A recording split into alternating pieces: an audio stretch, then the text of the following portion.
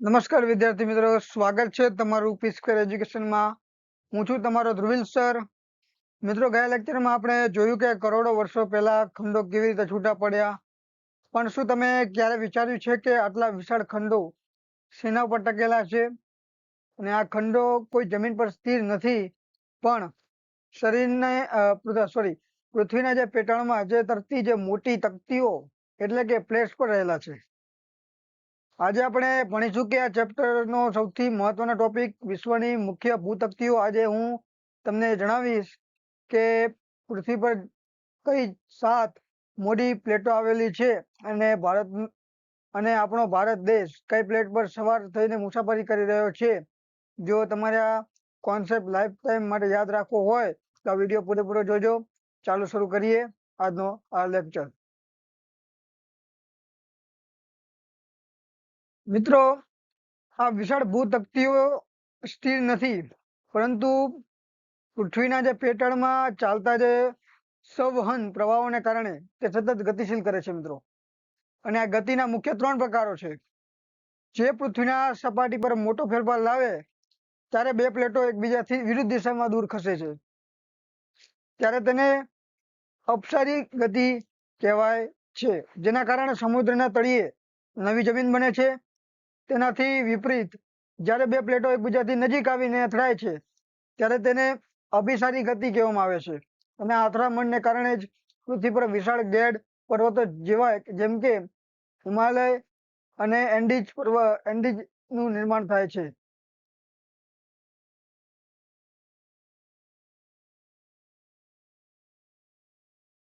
જ્યારે બે પ્લેટો એકબીજાની સાથે અથડાય કે દૂર જવાને બદલે પાસે ઘસાઈને પસાર થાય છે ત્યારે તેને રૂપાંતરી ગતિ કહે છે. અને આવી ગતિને કારણે પૃથ્વીના જે પેટાળમાં પ્રચંડ દબાણ સર્જાય છે, જે ભૂકંપ અને જ્વાળામુખી જેવી વિનાશક ઘટનાઓ માટે જવાબદાર બને છે. આમ પૃથ્વી પર દેખાતા જે પર્વતો, ખીણો અને સમુદ્રના વિસ્તરણ પાછળ આ ભૂતકતીઓનું સતત ચાલતું સંકલન જ મુખ્ય કારણ છે.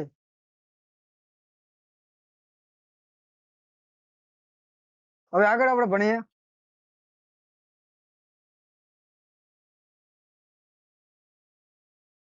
કે મિત્રો, વાત કરીએ કે આજથી આશરે 20 કરોડ વર્ષ પહેલા જ્યારે ગોંડવાના લેન્ડ નામનો વિશાળ ખંડ તૂટ્યો, ત્યારે તેમાંથી ભારતીય ભૂતકતી છૂટી પડી અને ઉત્તર દિશા તરફ સરકવા લાગી. અને આ સફર કરોડો વર્ષો સુધી ચાલી હતી અને આશરે 4 થી 5 કરોડ વર્ષ પહેલા ઉત્તર તરફ ગતિ કરી રહેલી.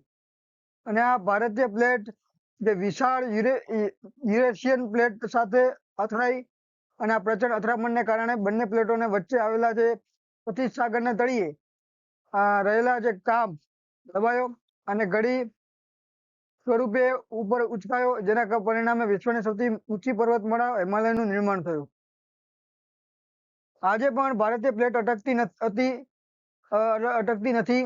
તે હજુ પણ વર્ષે આશરે 5 સેન્ટીમીટર ઝડપે ઉત્તર તરફ ખસી રહી છે.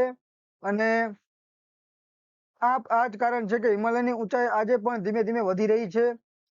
અને ઉત્તર ભારતમાં વારંવાર ભૂકંપના આંચકા અનુભવાય છે. ભારતનો જે દક્ષિણનો જે ઉચ્ચ પ્રદેશ એ પૃથ્વીના જે સૌથી પ્રાચીન ભૂમિભાગોમાં એક છે, જે સાબિત કરે છે કે ભારતની ભૌગોલિક સબર કેટલી જૂની અને રોમાંચક છે.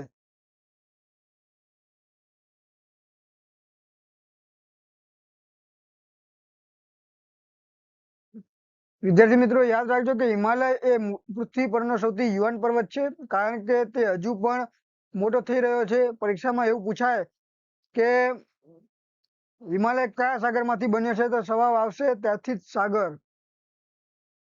હવે વાત કરીએ કે મિત્રો,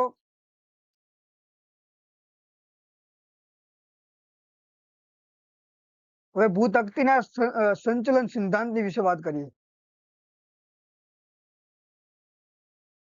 હવે વાત કરીએ મિત્રો, વિશ્વના જે ભૂગોળશાસ્ત્રી ભૂતકતીના સંચલનના સિદ્ધાંત સંપૂર્ણ રીતે હું તમને સમજાવું કે વિશ્વના જે ભૂગોળશાસ્ત્રીઓએ આલ્ફ્રેડ વેગનરે આ ખંડ પ્રવહનના સિદ્ધાંતમાં રહેલી જે ખામીઓને દૂર કરવા અને જે પૃથ્વીની જે ભૌગોલિક પ્રક્રિયાઓને વધુ વૈજ્ઞાનિક રીતે સમજાવવા માટે ઈસવીસન 1967માં મેકેન્જી, પાર્કર અને માર્ગન ભૂતકતીના સંચલનનો સિદ્ધાંત રજૂ કર્યો હતો.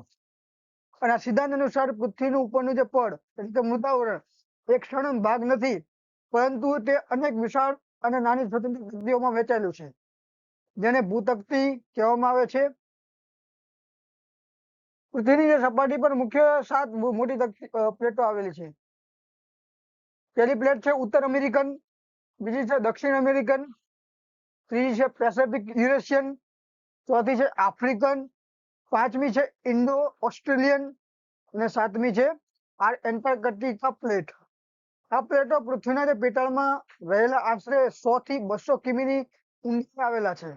ગરમ અર્ધપ્રવાહી અને નરમ સ્તર જેને એસ્ટ્રોનોસ્ફિયર કહે છે અને તેના પર સતત તરી રહી છે.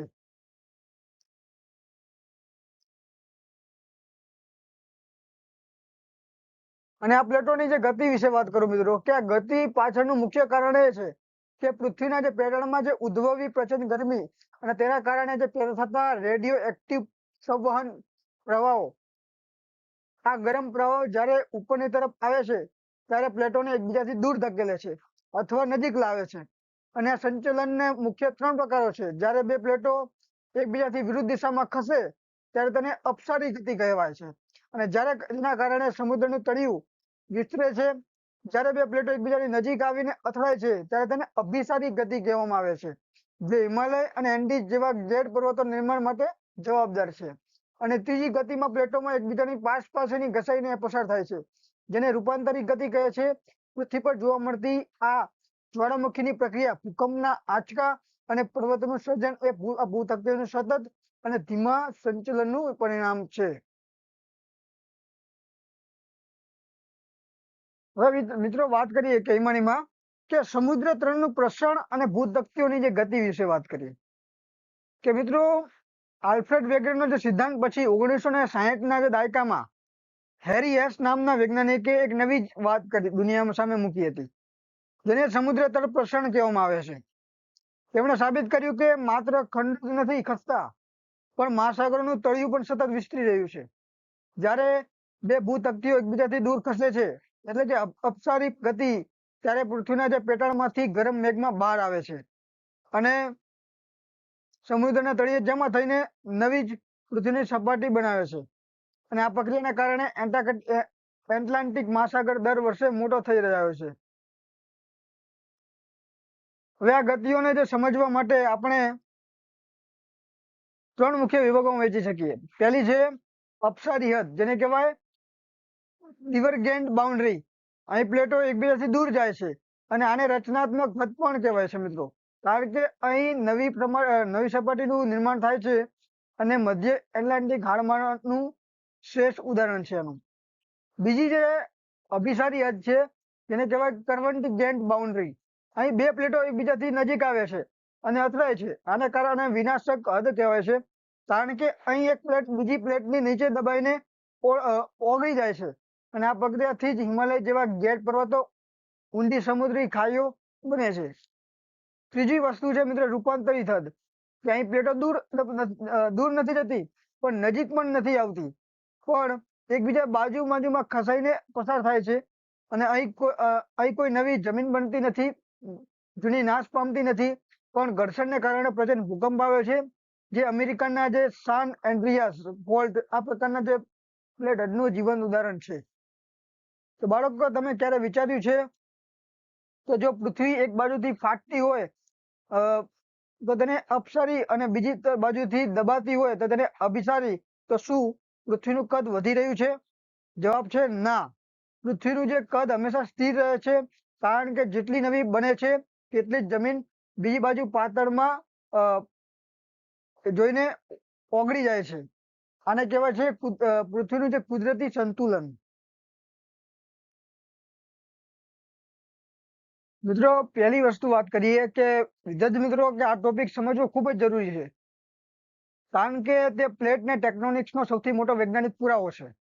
પહેલું છે ચુંબકીય પટ્ટાઓનું રહસ્ય, કે જ્યારે સમુદ્રના તળિયે જ્વાળામુખી ફાટે છે અને લાવા બહાર આવે છે ત્યારે તેમાં રહેલા લોખંડના જે કણો, જેને કહેવાય મેગ્નેટ, તે સમયના પૃથ્વીના જે ચુંબકીય ધ્રુવો એટલે નોર્થ સાઉથ પોલ દિશામાં ગોઠવાઈ જાય છે અને આ લાવા જ્યારે ઠંડો પડીને ખડક બને છે ત્યારે તે પૃથ્વીના તે સમયના ચુંબકીય ઇતિહાસના લોક કરી દે છે.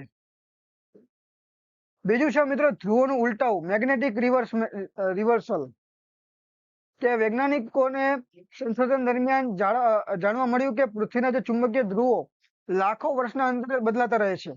ક્યારેક ઉત્તર ધ્રુવ દક્ષિણ બની જાય છે અને દક્ષિણ ધ્રુવ ઉત્તર બની જાય છે. સમજ્યા? દિશામાં જોવા મળે છે. તો સમુદ્રના તળિયે ખડકોનું જે અભ્યાસ કરતા માલુમ પડ્યું કે મધ્ય એટલાન્ટિક હાડમાળની તે બંને બાજુએ એક સરખા અંતરે ચુંબકીય પટ્ટાઓનો ભાત પણ એક સરખી છે. ત્રીજી વાત છે કે આમાં શું સાબિત કરે છે કે આ સાબિત કરે છે કે સમુદ્રનું જે તળિયું મધ્યમાંથી ફાટે છે અને નવો બહાર આવીને બંને બાજુને ખસે છે. તો જો સમુદ્રનું તળિયું સ્થિર હોત તો આવી સમાન ચુંબકીય ભાત જોવા મળતી ન હોત. આ પુરાવાને આલ્ફ્રેડ વેગનની ખંડ પ્રબંધનો વાત પણ મંજૂરની મોહર આપી છે.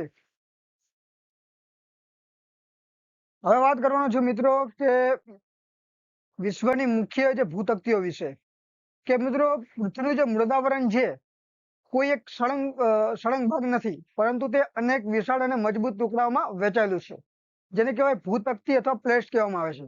અને આ પ્લેટો પૃથ્વીના જે પેટર્નમાં રહેલા જે અર્ધપ્રવાહી જ્યારે એસ્ટોસ્ફિયર પર સતત તરી રહી છે તો વૈજ્ઞાનિકોએ પૃથ્વીના જે સપાટ તટીને મુખ્ય 7 મોટી તકતીઓમાં વહેંચી છે. પહેલી જે તકતી છે પેસિફિક પ્લેટ. મિત્રો ધ્યાનથી જોજો કે આ વિશ્વની સૌથી મોટી ભૂતકતી છે જે સંપૂર્ણપણે મહાસાગરીય વિસ્તાર ધરાવે છે.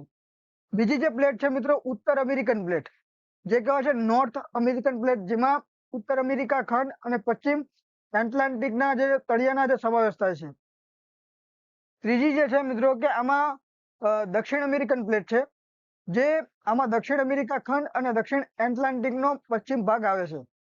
ચોથી જે પ્લેટ છે મિત્રો યુરેશિયન પ્લેટ જેમાં યુરોપ અને એશિયા ભારત સિવાયના જે ભાગ જે ખંડનો સમાવેશ એમાં થાય છે.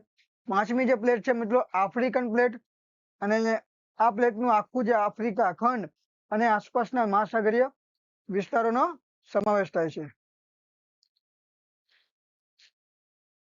છઠ્ઠી જે પ્લેટ છે મિત્રો ઇન્ડો ઓસ્ટ્રેલિયન પ્લેટ કે આપણા માટે સૌથી મહત્વની છે કે કારણ કે આમાં ભારત અને ઓસ્ટ્રેલિયા બંને સમાવેશ થાય છે.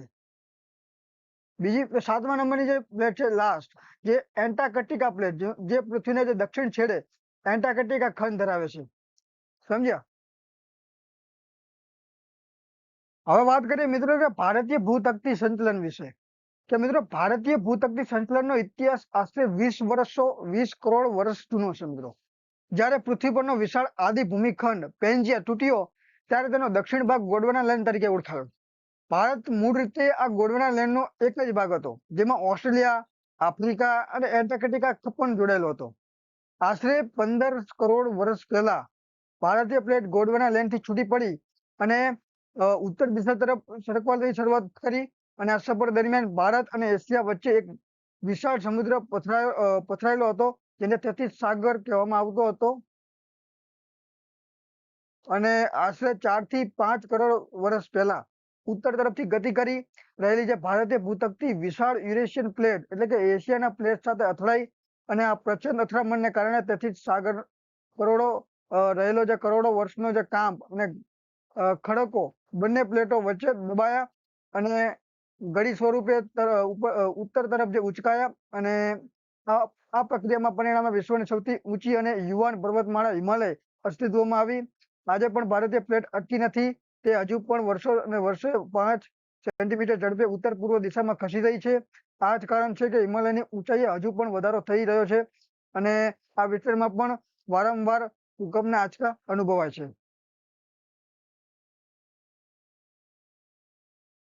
વિદ્યાર્થી મિત્રો આજે આપણે ચેપ્ટર 5 ભૂમિખંડો અને મહાસાગરોના તમામ મહત્વના પાસાઓ, વૈજ્ઞાનનો સિદ્ધાંત, ભૂતકતીઓનું સંચલન અને આપણા જે ભારતના નિર્માણ આ બધું જ વિગતવાર આપણે સમજ્યા.